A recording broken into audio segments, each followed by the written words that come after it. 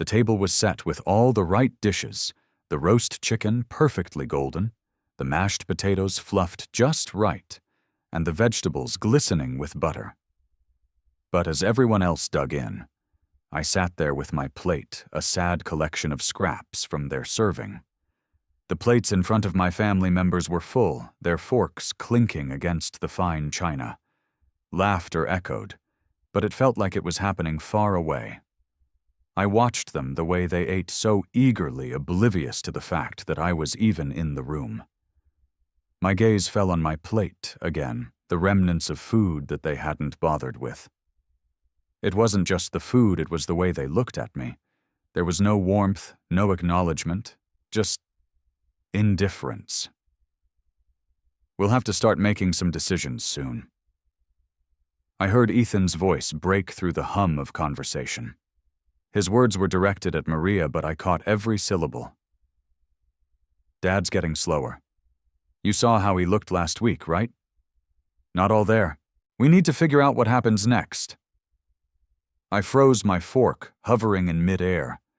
My stomach twisted, but I kept it together, kept my eyes trained on my plate.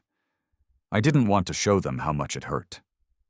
But hearing Ethan talk about me, about us, like I was some kind of liability ready to be tossed aside, it was suffocating. He's not going to be able to handle things much longer. We need to be prepared for what comes after. Ethan continued, his voice casual, almost like he was discussing the weather. Maybe it's time we divide things up. Get a head start. Maria, who had been nodding along, finally spoke up. You're right, but we can't rush it. We need to be sure for legal reasons. That was the moment it hit me. I was no longer a person to them. I was an asset, a thing to be divided and dealt with when it was no longer of any use. My pulse quickened, but I stayed still. I didn't trust myself to speak. What could I even say? How could I voice this? This hurt that was so sharp, it felt like it could tear me in half. The clinking of silverware seemed louder now, as if it were mocking me. They didn't notice. They didn't care. Jack, Maria's voice cut through my thoughts. Jack, you okay? She was looking at me now, concern painting her features, but it felt fake. Like it wasn't meant for me, but for the situation. The night stretched on quiet, except for the refrigerator door creaking open. Hunger wasn't the reason for standing there under the weak kitchen light, staring at rows of food that felt strangely foreign. A jar of pickles opened with a soft pop, the sharp scent of vinegar slicing through the stale air. Some instinct kept pulling deeper into the dark. Muffled voices drifted from the living room. At first indistinct, then clearer as the mustard was pulled from the shelf. Ethan's tone rose above the rest, steady, unfiltered. Dad's slowing down. It's getting obvious. Maria followed gentler, hesitant. We can't rush things, Ethan. We have to make sure everything's legal. Ethan scoffed. Legal. What's legal about watching him fall apart? If you can't keep up, the assets go to us. That's how it ends. All that money, it becomes ours once he's gone. The mustard nearly slipped. Words like a cold hand closing around the ribs. A son speaking as if the person keeping the family afloat for decades had already become a loose thread on a fraying sweater. Silence lingered for a moment, heavy enough to hear the hum of the fridge. Then Ethan again, quieter, but far more deliberate. He's barely managing. He could collapse any day. Maria, it'll all be ours sooner or later. We just have to keep playing the game. Maria hesitated. Too long, I'm saying we need to be careful. There are risks. One mistake could cost everything. You worry too much, he replied. This is the best way forward. He won't last. Wait too long and all you get is regret. The kitchen dimmed around that sentence. The jar in hand felt heavier, as though holding on to something never meant to belong anymore. Their voices kept going, but the meaning bled away, leaving only the sound of betrayal threading through the hallway. The phone rang just as coffee sloshed into the mug, the uneven ripple mirroring the unease rising in the stomach. Maria's name lit up the screen. Picking up felt instinctive. She was the only one left who spoke without treating everything like a tactical equation. "Jack," she said, urgency tightening her voice. "I just got off the phone with the bank. Have you checked your accounts today?" The mug hovered mid-air. "What are you talking about?" "You need to look," she insisted. "Ethan's been busy." That word again, busy, sharp as a warning siren. Memories from the night before surfaced Ethan's calm certainty, the way he discussed decline as though reading a closing stock report. "Maria, tell me what's happening." A breath crackled through the line. "I'm afraid he's been moving your assets. Without telling you, there's a trust fund involved." A trust fund. The room shrank around the phrase. Breath thinned. The edges of the morning blurred. "You're sure?" "As sure as I can be," she said softly. "Your name is still on everything, but changes were made. You need to get to the bank." The call ended with the phone still pressed against the ear like breaking contact might make the truth collapse. A heaviness settled in the chest, a familiar weight the same one felt on the stairs last night. Denial offered no shelter now. Coat in hand, keys trembling between fingers, the house felt unlivable. The drive just a few blocks stretched on endlessly. Each red light, each passing car only confirmed how little control remained. Once strength came easily. Today the world pressed down with quiet, merciless force. The bank's parking lot sat mostly empty. Inside, cold air clung to the coat as the teller looked up with practiced politeness. "I need to check my accounts." "Of course, Mr. Montgomery." Rapid typing a flick of her eyes, then a thin smile that failed to mask discomfort. "There's been a recent transfer, a sizable one, a tightening across the ribs." "Where?" "A trust fund, managed externally." Her gaze dropped back to the screen as if averting her eyes might spare them both. The paper she printed blurred for a second.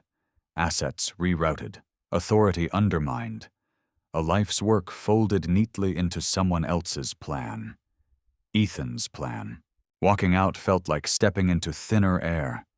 The parking lot swayed slightly, or maybe it was just the breath coming too fast. Rage pressed at the edges, raw, instinctive, but exhaustion held it back. Confrontation seemed too large, too loud for the moment. Maria answered on the first ring. "What did they say?" "They did it," the voice said, though it hardly felt like his own. "Transfers, trust fund, all of it." "Jack," she whispered, "you need a lawyer. Today, before anything else is moved." Logic aligned with her urgency, but something inside wavered. Age, fatigue, grief, they all argued for surrender. "Let it go," they whispered. "Let them do what they want." But another part, the part buried beneath years of compromise, rose back up. "This ends now," he said quietly. "I'll call a lawyer." A pause. "Then you're not alone in this." The next day carried a different weight, a heaviness that settled before the sun even cleared the windows. After everything revealed, hesitation no longer had a place. The lawyer was called. The process to secure the new trust fund began. It felt like the only safeguard left, one final attempt to hold on to a future that kept slipping through aging fingers. What wasn't expected was how fast Ethan would sense the shift. Returning home felt like stepping into a different house. Silence, once tolerable, now pressed in from every corner. A coldness hung in the air, humming under the floorboards. Ethan waited in the living room, arms crossed, jaw locked. "Dad," he said, voice tight, controlled like someone holding a lit match too close to kindling. "We need to talk." No reply, no need for one. He had already guessed. "Did you think we wouldn't find out?" His voice cracked, upward heat rising. "You went behind everyone's back. Started all this without including me, without consulting anyone. You think you can just make decisions on your own." The bitterness in his tone cut through the room. Moving farther in, shoulders squared, a steady breath was the only shield. "My assets," Ethan came the calm reply. "My right to protect them. I don't need permission." Red crept up his neck. He stood, taking a step closer. "So that's it? You decide everything yourself. You cut us out like we're nothing." He was pushing, leaning into the old buttons, the old guilt. Once those tactics worked. Today they met only the quiet resolve of someone who had finally seen the truth of his intentions. "Everything you built," he snapped, "and you're throwing it away. Do you even understand what this means for your family?" The word family landed differently now. It no longer warmed, it stung. "I know exactly what it means," came the reply voice, low but unwavering.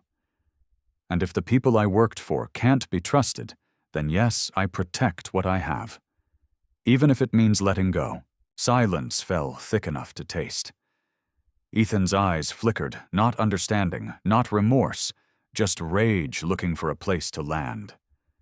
His mouth opened, closed, then tightened with unspoken threats. "I never wanted this," the voice softened but didn't waver. "But you left no choice."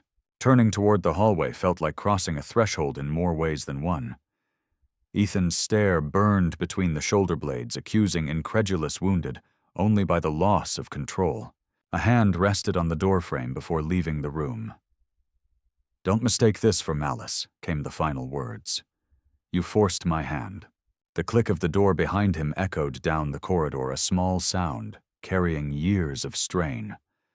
Breath came tight, and uneven adrenaline still pulsing, but underneath it all sat a strange release, as if the truth once spoken aloud had finally cut loose its anchor. But relief had limits. This wasn't over. Ethan's pride would not let the matter die quietly.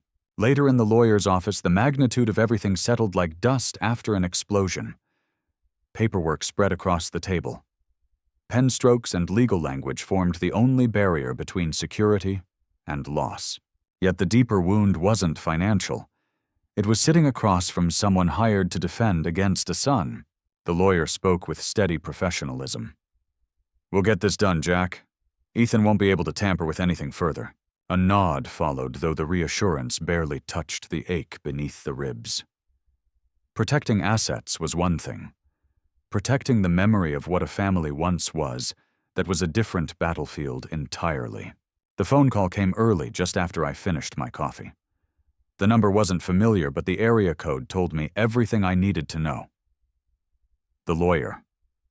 My thumb hovered over the screen for a second before I finally answered. "Jack," he began, voice heavier than usual.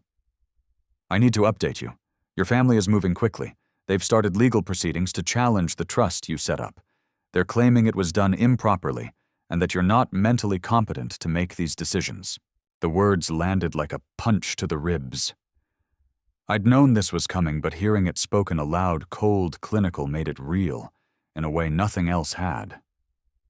My hand gripped the edge of the table to steady myself. "They've already filed preliminary paperwork," he continued. "You need to brace yourself. They're clearly determined to take back control." A hollow chill spread through my chest. I thought I'd made the right choice. I thought protecting my assets was the only way forward. But now it felt like the ground was shifting under my feet all over again. "Jack, are you still with me?" I rubbed my temples. "Yeah. I'm here. What's the next step?" "We'll need to file a counterclaim, but you should take a moment to consider whether you're ready for this. It's going to get ugly."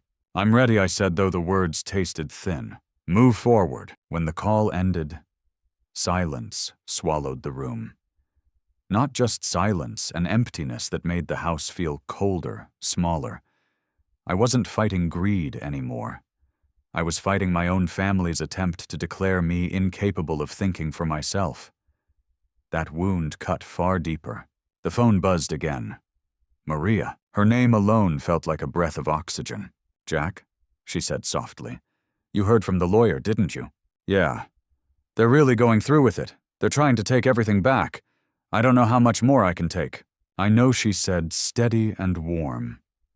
"But you have to stay strong. You've worked your whole life for what you have. Don't let them take that from you." A heaviness pressed deeper into my chest. Every step I take feels like I'm pushing them farther away. This isn't just about the trust anymore. It's everything. I never thought it would get this far. Maria went quiet for a long moment. When she spoke again, her voice carried a sharper edge. If you back down now, they win, and you will regret it. The truth in her words struck harder than anything the lawyer had said. I didn't realize how badly I needed anyone to remind me that I wasn't going crazy for wanting to defend myself. You're right, I said, breath steadier. I can't let them steamroll me anymore. This is my fight. It always has been. Exactly, she said. You haven't lost control. Don't let them make you believe you have. Something shifted inside me. Maybe it was resolve. Maybe it was the last piece of numbness falling away. Either way, the doubt that had been clinging to me loosened its grip. Thanks, Maria, really. Anytime she said, just take it one step at a time, the morning started like any other. A quiet moment, a cup of coffee, a breath held in anticipation. But by the time I stepped into the lawyer's office, the world had already shifted. The air felt heavier. The trust paperwork was nearly complete, but something gnawed at the edges of my calm. Then the door opened. Ethan stood there, uninvited, folder in hand, the same one he always brought when he wanted to win. His smile was a weapon, his tone disturbingly calm. Dad, we need to talk. No greeting, no pretense. What are you doing here? The words came sharper than intended. He stepped forward, placing the folder on the desk with a rustle that sliced through the room's quiet. You've made some reckless choices. I thought you should see this. He opened the folder. Medical papers. At first they looked like any standard report until he spoke again. Voice soft, but soaked in condescension. You're not well. This says you're no longer fit to manage your finances. Your doctor signed off. The words didn't make sense. Not at first. Then they did. You forged this. My voice was raw, caught between disbelief and fury. Of course not. You've been off for months, he said with clinical coldness. You just refused to see it. The blood drained from my face. This wasn't just betrayal. It was an ambush. You're using my health against me. I'm protecting the family, he replied as if it were noble. Someone has to step in when you can't. You don't get to decide that I snapped. This is my life, my legacy. You don't get to steal it with a piece of paper and a lie. His expression didn't waver. You're spiraling, Dad. Everyone sees it. I'm just the one willing to act. I turned to my lawyer who had been silently watching. This isn't legal. It's fabricated. He nodded. We'll challenge it. We'll get independent evaluations. If this is fake, we'll prove it. A small breath of relief found its way in. But the damage was done. Ethan had crossed a line that couldn't be uncrossed. As he turned to leave, the smugness never left his face. He believed he'd won something today. He hadn't. The silence in the room afterward was unbearable. I called Maria. She answered on the first ring. He did it, I said. He came in with fake medical records. He's trying to claim I'm not of sound mind. A beat of quiet. I'm sorry, she said. I had a feeling he'd stoop to that. But we'll fight. Jack, you're not alone in this. Those words meant more than she could have known. They grounded me, tethered me to something solid. Everything else felt like quicksand. The day Maria handed me the evidence felt like coming up for air after weeks of drowning in silence. She had spent countless hours chasing down doctors, cross-referencing records, and unearthing the truth buried beneath Ethan's lies. I've got something, she said over the phone, her voice steadier than usual. It's not just doctored notes. Ethan's been forging documents, falsifying medical records, twisting facts, calling in favors. I sat down slowly. You're sure? I wouldn't call unless I was, she said. I have everything. And Jack, it's bad. A flood of emotion rose, relief, rage, disbelief. Ethan hadn't just lied. He had weaponized my health, used my body, my aging mind as his battlefield. After the call, I sat in the quiet, the walls around me pressing in. The betrayal ran deeper than I'd ever let myself imagine. But now I had the truth and a reason to fight. The next few days were a blur of legal meetings and document signings. My lawyer wasted no time. We were going to court, and Maria's research would form the foundation of our case. Still, every step forward felt like walking a tightrope, one gust away from collapse. The night before the hearing, I called Maria again. You ready for this? she asked gently. No, I said honestly. He's still my son, Maria. I know, but you're not just protecting yourself. You're protecting your name, your work, your life. He doesn't get to erase that. Her words landed deep. I'd stayed silent too long. Let things slide too often. That ended now. Tomorrow I told her we fight. Morning came like a verdict. Outside the courthouse, the chill cut through my coat, but it barely registered. The doors stood tall, indifferent, like everything I had worked for was waiting behind them, ready to be saved or lost. Inside, Ethan was already seated. Confident, polished. He didn't look nervous. He looked entitled. The trial began with their side. His side laying out claims of mental decline, instability, poor judgment. They cited the same medical records Ethan had waved in my face weeks ago. And then it was our turn. Maria stood beside me as my lawyer presented the real documents, the discrepancies, the forged signatures, the altered files, the paper trail leading straight back to Ethan. Every word was another crack in his carefully constructed facade. Ethan's expression faltered as the lies unraveled. The room felt smaller, tighter. You lied, I said aloud, rising to speak. You forged documents. You tried to take everything I built. Not because I'm unwell, but because I trusted you. He shot to his feet. This is insane. He's delusional. He doesn't even understand what's happening. But no one listened. The judge had heard enough. The gavel didn't fall that day, not fully. Legal battles take time. But something irreversible shifted. The illusion shattered. Ethan's mask cracked, and the truth stood in its place, undeniable, undeniable. As we stepped out into the cold afternoon light, Maria walked beside me. For once, I didn't feel the weight of the past dragging at my heels. There was grief, yes, but also clarity. You did it, she said. We did. The courtroom held its breath as the verdict was read. I sat motionless, palms flat on the table, eyes locked on the judge. Across from me, Ethan looked like a man unprepared to lose jaw-tight fury simmering behind his eyes. The rest of the family sat behind him, uncertain like spectators who'd finally realized the game had changed. After reviewing all the evidence, the judge began. Voice measured, the court finds the defendant, Ethan Montgomery, guilty of fraud, document forgery, and the unlawful manipulation of financial assets. A pause, a shift in the room. These actions were not only illegal, but deeply unethical. A fine will be imposed, and further legal action may follow. The words didn't feel like victory. They felt like release. A slow breath escaped me. The weight I'd carried for months, the doubt, the betrayal, the quiet anger began to lift. Not because I'd reclaimed control of my money, but because I'd reclaimed something far more fragile, my voice. Ethan didn't speak. His lawyer leaned in to whisper, but Ethan's gaze stayed locked on the judge's lips, pressed into a thin, bitter line. He was calculating already, thinking 2 moves ahead, but I no longer cared what his next step would be. He'd lost. I turned to face the gallery. Faces I'd known for decades now looked like strangers, some guilty, some stunned, some still pretending not to pick a side. Maybe they expected me to look defeated, hollowed out by the ordeal. Instead, I stood and walked out. Outside, the sun warmed my face. The courthouse behind me felt like a chapter closing not just on the trial, but on years of silence. My phone buzzed. Maria! I answered, already knowing what she'd say. You did it, she said softly, her voice worn but proud. The truth came out. It did, I replied. But I didn't do it just to win. I did it to remember who I am. A pause. Then her smile came through the line. You sound different. I feel different.